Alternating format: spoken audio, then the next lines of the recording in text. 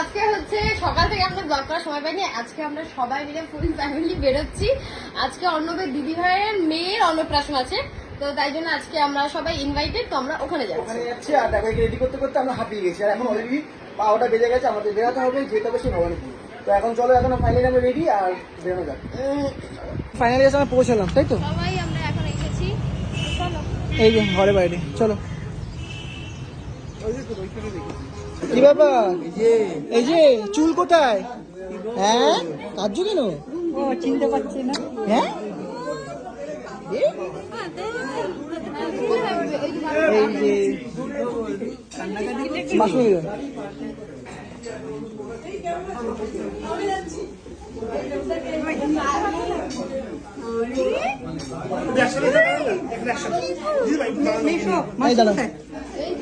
এই যে আমরা এখানে এসেছি, এখানে একটা রেস্টুরেন্টের মধ্যে ওরা সবকিছু অর্গানাইজ করেছে।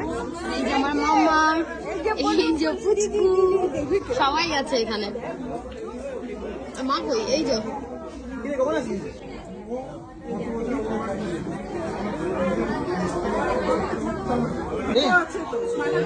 বউয়ের কি অবস্থা? বউকে দেখি, বউকে দেখি। এই যে বউ, বউ দেখি একটু ঘোমটার তলা দেখি। এ বাবা, দেখি তো, এই দেখতে খুঁজছে, দেখ এই নিচে নিচে নিচে। হ্যাঁ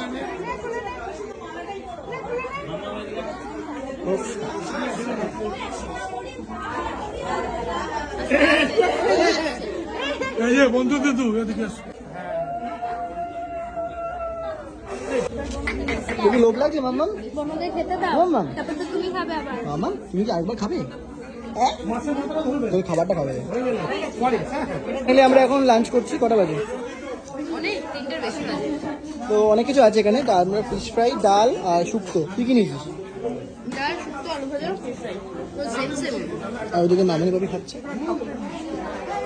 চলো, আমরা আমাদের দুপুরে লাঞ্চ করে এখন ম্যাডামকে খাওয়ানো হচ্ছে। মামামের খিদে পেয়ে গেছে, ঢেকে গেছে।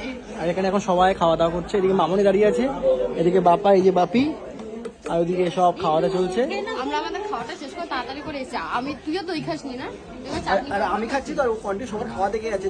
ওর দেখে কি বলতো, ওর নিজে খিদে পেয়ে গেছে।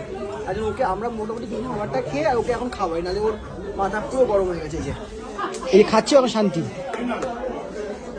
বাবা বল পিছিয়ে